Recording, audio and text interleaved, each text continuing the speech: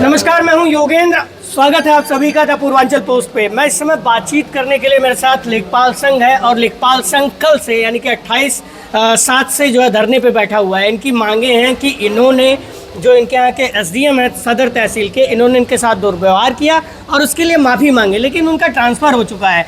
अब इनसे बात करेंगे कि ये लगातार क्यों धरने पे बैठे हुए हैं और इनके खिलाफ जो आम जनमानस शिकायतें कर रहा है उस पर इनका क्या रुख है। अध्यक्ष अमित तिवारी जी हैं मेरे साथ। क्या आप लोगों की मांगे हैं और क्यों धरने पे बैठे हुए हैं? धन्यवाद योगेंद्र जी, आपको समय देने के लिए।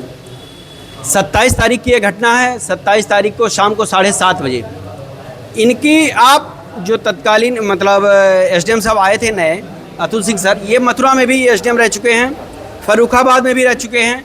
आप वहाँ से पता कर सकते हैं कि इनकी कार्यशैली वहाँ क्या रही है। ये रोज़ रात को 7:30 बजे मीटिंग, 2 दिन लगातार है, 2 दिन 7:30-8 बजे मीटिंग लेना इनका। मीटिंग में जो व्यवहार में हमारी ज़मीन पे समस्या आ रही है, हम क्षेत्र में काम कर रहे हैं, आपको हमारी समस्या समझना पड़ेगा, सुनना पड़ेगा। हो सकता है उन समस्याओं को सुनने के बाद एक अच्छे निष्कर्ष पे जाते और आउटपुट और बेहतर आता। फार्मरिस्ट्री का काम चल रहा है। पूर्व में फार्मरिस्ट्री पे हमारा जिला 74 स्थान से 12वें स्थान पे आ गया। उनका ये मानना था नहीं, ये तुक्का आ गया। हम वनडे एग्जाम देने तो बैठे नहीं थे कि वहाँ तुक्का मार रहे थे और एक बैग हम आगे। उस 12वें नंबर पे जाने के लिए हमारे वर्तमान जिलाधिकारी महोदय की काफ़ी मेहनत थी, एडीएम साहब की काफ़ी मेहनत थी, कृषि विभाग, राजस्व विभाग, सारे एसडीएम साहबान और तहसीलदार साहब ने दिन रात मेहनत किया, तब हमारा जिला 12वें स्थान पर आया। फिर बीच में रैंकिंग कुछ गड़बड़ होने लगी और चूंकि रैंकिंग का खेल है, सारे एसडीएम साहबान और सारे डीएम साहबान पर रैंकिंग का दबाव है, तो सारे हमारे लेखपाल क्षेत्र में फार्मरिस्ट्री का काम कर रहे थे। उन्हीं समीक्षा बैठक में हमारे तहसील अध्यक्ष सुरेश तिवारी जी क्षेत्र में क्या समस्या आ रही है उसको अवगत कराने के लिए खड़े हुए, लेकिन समझ में नहीं आ रहा कि ऐसा क्या उनके मन में आया, उन्होंने ऐसा क्यों किया। अचानक एक कर्मचारी संगठन जो अनुशासित है, अनुशासन में रहकर अपनी बातों को उनके सामने रख रहा है, तहसील अध्यक्ष हैं, भूतपूर्व सैनिक हैं, सेना में रह के, एक अनुशासित सेना हमारी वैसी अनुशासित है, वहाँ से रहकर ये काम यहाँ किए हैं। जैसे ही ये समस्या बताने के लिए खड़े हुए, अचानक आग बबूला हो गए, नेतागिरी कर रहे हो, बाहर भगाओ भगाओ भगाओ, और भगाने के बाद तुरंत इनको सस्पेंड कर दिया गया। और उसके बाद एक लेखपाल को सस्पेंड, तहसील अध्यक्ष को, वो मात्र एक लेखपाल नहीं, हमारे पूरे लेखपालों के सम्मान तहसील अध्यक्ष थे, उनको उन्होंने तुरंत सस्पेंड कर दिया। दूसरी चीज़, ये आए थे, आते समय इनको पहले लेखपालों को एक मीटिंग करना चाहिए, लेखपालों की एक बार समस्याएं पूछे होते कि वास्तव में लेखपालों की समस्या क्या है। 13 साल हो गए योगेंद्र जी, हमको बताते हुए दुख हो रहा है कि 13 साल हो गए, लेखपाल जो पात्र लेखपाल हैं जिनका एसीपी 10 साल पे लगना चाहिए, वो फाइल आज भी धूल खा रही है, आज भी उस पर हस्ताक्षर नहीं हुआ है। कई बार हम लोगों ने ज्ञापन दिया, कई बार मीटिंग में हम लोग किया, उसके लिए मीटिंग का बहिष्कार भी हम लोगों ने किया कि नहीं तो केवल इसी जिले के लिए समस्या है। ये जो हमारी समस्या है, पात्र लेखपाल तहसील वाइज होते हैं, हर तहसीलों में जो लेखपाल रहते हैं 10 साल, 16 साल और 26 साल जो भी लेखपाल पात्र होते हैं उनका एसीपी लग जाता है। जैसे हमारा ग्रेड पे 2000 है तो 2400 की श्रेणी में चला जाता है। 13 साल से यहाँ के लेखपाल, 2 लेखपाल हैं जिनका 13 साल हो गया, 10 साल का नहीं लगा है। एक लेखपाल हैं जिनका 26 साल हो गया, केवल 10 साल का लगा है, 16 साल और 26 साल का नहीं लगा है। हमारी जो समस्या है उसको भी इनको सुनना चाहिए। आए हुए 2 दिन हो गए, लेकिन आप ना किसी से सुनेंगे, ना किसी का परिचय लेंगे। जो क्षेत्र में समस्याएं आ रही हैं आप उसको भी नहीं सुनेंगे। कम से कम उनको सुनिए, आप समझिए कि क्षेत्र में समस्या क्या है। 2 दिन में ये जनपद बलरामपुर की पूरी भौगोलिक स्थिति भी कोई बारे में इनको पता नहीं होगा कि इनका तहसील कितने दूरी में बसा है और कहाँ कहाँ पे इनका गाँव है। कम से कम अगर हम कुछ बता रहे हैं उनको, इनको सुनना चाहिए, लेकिन इनको द्वारा सुना नहीं गया। सीनियर लेखपाल, अगर कोई दुबला पतला है आप उसको कह रहे हैं इनको लेखपाल कैसे बना दिया, तुम ऐसे ढीले ढाले लेखपाल हो। अरे कोई बीमार से ग्रसित है, इनके घर में भी, इनके घर में माँ बाप होंगे, वृद्ध होंगे, वो भी बीमार से ग्रसित होंगे। ये इनकी पिताजी की एज के हैं, आप उनको डांट रहे हैं, उनको भंगी बना रहे हैं। कोई लेखपाल थोड़ा धीमा बोलता है, कोई तेज बोलता है। धीमा लेखपाल बोलने वाला आवाज़ इनकी नहीं समझ पाए, थोड़ा पास में जाके बता रहा है, दूर हटो, पहले पीछे हटो। अरे भाई वो बात ही तो बता रहा है, समस्या ही तो बता रहा है, हम अपने घर की समस्या नहीं बता रहे हैं। तो आपके अध्यक्ष से जो बातें हुई बंद कमरे में, सारे लेखपाल बैठे हुए थे जी, सभी लोग बैठे थे, तो उस दौरान कुछ ऐसा शब्द उन्होंने बोल दिया जिससे उनकी गरिमा को ठेस पहुंचा? आप एक कर्मचारी संगठन जो कि हमारा मान्यता प्राप्त है, उसकी सारी जो समस्या उसकी बातों को रखने के लिए अध्यक्ष, मंत्री और अन्य पदाधिकारी होते हैं। जब वो खड़ा होके अपनी बातों को रख रहा है, आप उसको भगाते हो, मीटिंग से भगा दे रहे हो, उसकी बात नहीं सुन रहे हो, उसको सस्पेंड, अकारण उसको सस्पेंड कर रहे हो।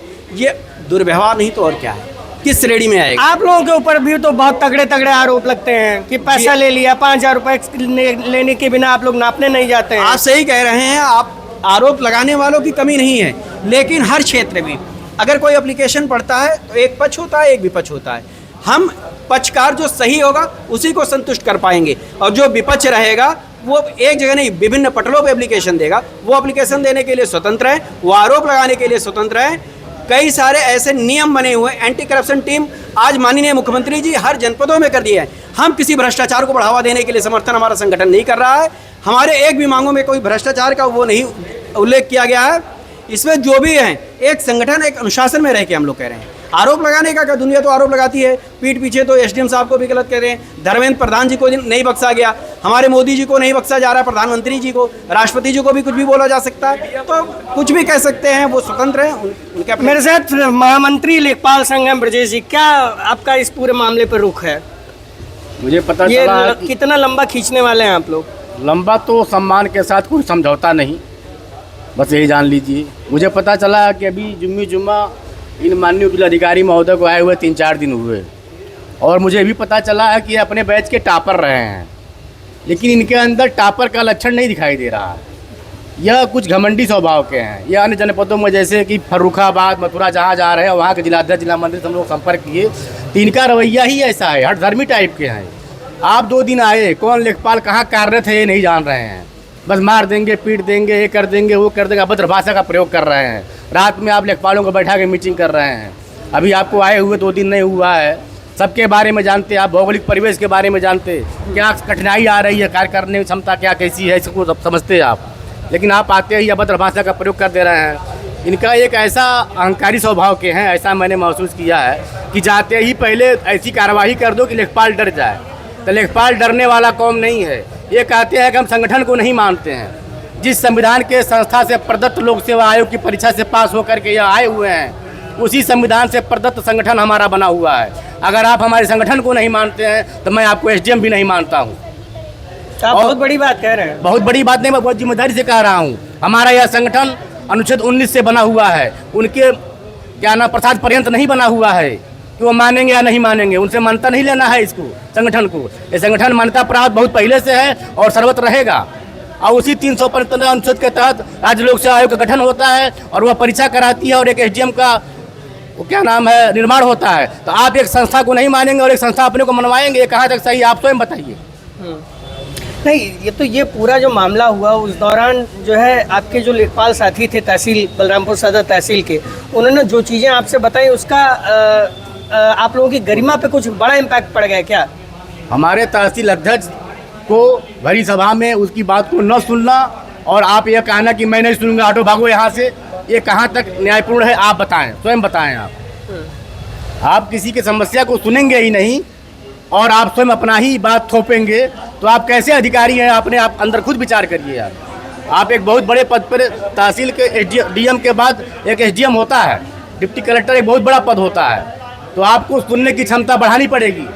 तो क्या इस विषय में आप लोगों की डीएम साहब से भी वार्ता हुई? अभी हमारी कोई वार्ता नहीं हुई है।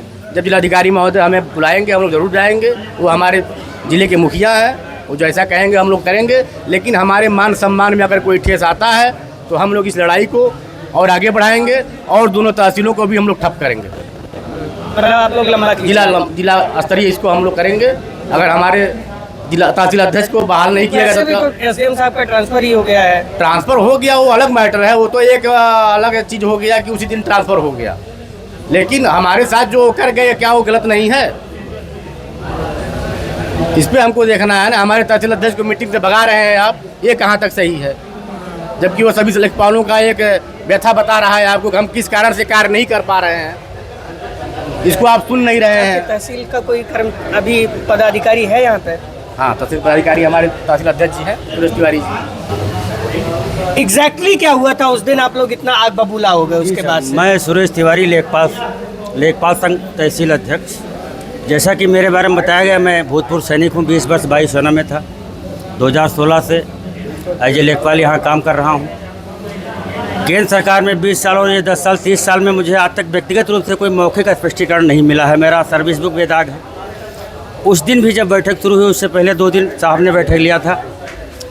इनका जो रवैया था कि मतलब मेरे सामने कोई और बोले ही ना, मतलब जो मैं कहूँ वही कहूँ, ना कोई सुझाव, ना कोई रिक्वेस्ट, ना कोई निवेदन। जैसा कि अध्यक्ष जी ने बताया, पहले दिन हम लोग गए जब उनका स्वागत करने के लिए जिस व्यक्ति का जा रहे हैं, अगर वो कुर्सी से नहीं उठ रहा है, ना हमसे पूछ रहा है कि आप कौन हो, वहीं से पता चल गया था। 5 दिन हुए थे, तीसरी मीटिंग ले रहे थे, 7:30 बजे का समय था। एक लेखपाल से इन्होंने समीक्षा ले लिया, उसके कार्य उस दिन क्या हुआ, क्या समस्या थी, किसी को बोलने का अवसर नहीं दिया। हमारे जो सीनियर लेखपाल हैं आज कानून को बनने जा रहे हैं, 32 साल 34 साल उनकी नौकरी हो गई है, उनके उस लहजे में कहा, जैसा आपने बताया कि हमें तभी से हमारे अंदर एक दर्द हुआ, क्योंकि हम एक फ़ौजी हैं, कि किस लहजे में इनसे बात कर रहे हैं। उनके एज के इनके बेटे हैं, आज उनकी एज 39 ईयर्स है। उनका प्रोफाइल मैं देखा हूँ यूट्यूब में। ठीक है, वो अधिकारी बन गए, टॉपर हैं, लेकिन ज्ञान का मतलब ये नहीं है कि अहम आ जाए। हम छोटी परीक्षा दी, हम लेखपाल बने, अहम आ गया तो फिर आपका मतलब आपने रटके या नकल करके टाप हुए हैं। दूसरी बात, जब मैं पहली बार उठा तो मुझे कह दिया आप बैठ जाइए। अभी बाद में बताना, मैं बैठ गया। हमारे सब लेखपाल गवाही है मैं जो कह रहा हूँ। अंतिम में मैं जैसे उठा, मैंने 3 समस्याएं बताया था कि सर हमें आप खेतौनी प्रिंट आउट दे दीजिए, आप खेतौनी के आधार पर कर रहे हैं। इस काम को हम लोग 3 साल से किए हैं, कई अभियान हो गए हैं और 75% नहीं है, यह 100% है। जो प्रतिशत निकाल रहे हैं वो भी फर्जी है, जो कृषि विभाग हमें लिस्ट देता है। लगभग हो चुका है, कोई 1-2 बच गया है। वो हम लोग अगर सुबह से शाम तक मेहनत करते हैं, एक आदमी का फार्मेस्टिक कर देते हैं तो उससे कोई आउटपुट नहीं है। मैंने वो बताया कि सर अब इससे हम लोग केवल मतलब बालों में तेल निकाल रहे हैं, ये मेरी वर्डिंग थी। इससे कोई मतलब हमारा मेहनत जाया जा रहा है। आप ये कीजिए कि कृषि विभाग की एक लिस्ट दे दीजिए कि कौन कौन उनके कर्मचारी हैं, इतना कौन कौन छूटा है किसान साथी। जी सर, इतना कहते ही मतलब उनका पारा बिल्कुल हाई हो गया, जैसे मेंटल टाइप का। क्या है, तुम कौन हो कि नेतागिरी करने के आए हो क्या? ये बात 5 बार उससे पहले ही बोल चुके हैं, नेतागिरी में नहीं चलेगा। मुझे अपनी लेखपाल एक समस्या आके मुझे बताए, तो फिर संगठन की आवश्यकता क्या है, किसी संघ की आवश्यकता क्या है? जब समस्या अपनी अपनी बताएंगे तो फिर सरकार की भी आवश्यकता क्या है? 140 करोड़ जनता अपनी समस्या किसको बताने जाएगी भाई? इतनी बात हुई तो मैं कहा कि सर मैं एज अध्यक्ष बोल रहा हूँ, मैं सबका प्रतिनिधि की तरफ से बोल रहा हूँ, मेरी व्यक्तिगत कोई समस्या नहीं है।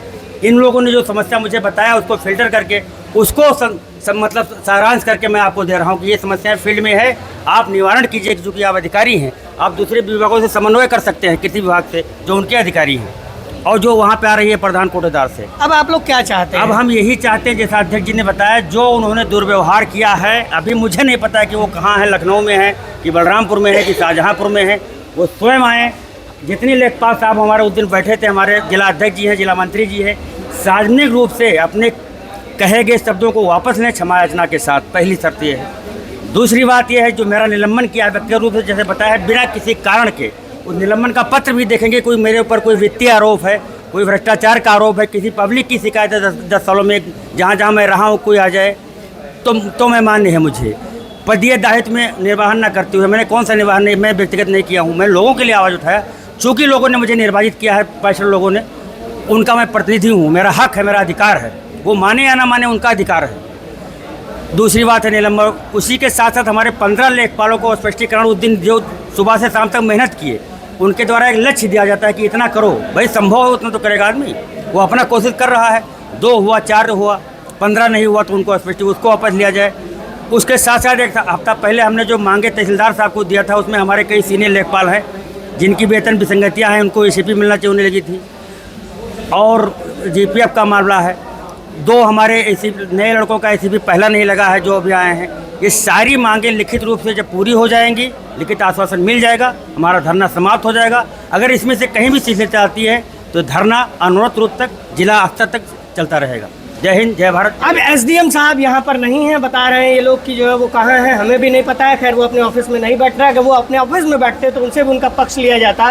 फिलहाल लेखपाल संघ का कहना है कि ये धरना लंबा चल सकता है। अगर इनकी जो मांगे हैं जो इन्होंने बाकायदा एक लिस्ट बना रखी है, आप स्क्रीन पर देख सकते हैं, वो मांगे अगर नहीं मानी गई तो ये जो है लगातार उसको खींचने का काम करेंगे और उस धरना को आगे बढ़ाने का काम करेंगे। और कह रहे हैं कि अगर हमारी मांग को नहीं माना गया तो हम तीनों तहसीलों में काम ठप करने का काम करेंगे। और मैं आपको बताता चलूं, जो तीनों तहसीलों में तमाम बाबुओं का काम है वो भी लेखपाल ही कर रहे हैं, क्योंकि इनके पास सरकार के पास बाबुओं की कमी है और बाबू की कमी होने के कारण तमाम जो निर्भरता है वो लेखपालों पर है। तो ऐसे में कितना बड़ा इम्पैक्ट जनता के काम पर पड़ेगा और जनता की जेब पर पड़ेगा, ये खुद डीएम और एसडीएम साहबान जो है इसका अंदाज़ा लगा सकते हैं। बलरामपुर से मैं योगेंद्र विश्वनाथ त्रिपाठी, द पूर्वांचल पोस्ट के लिए।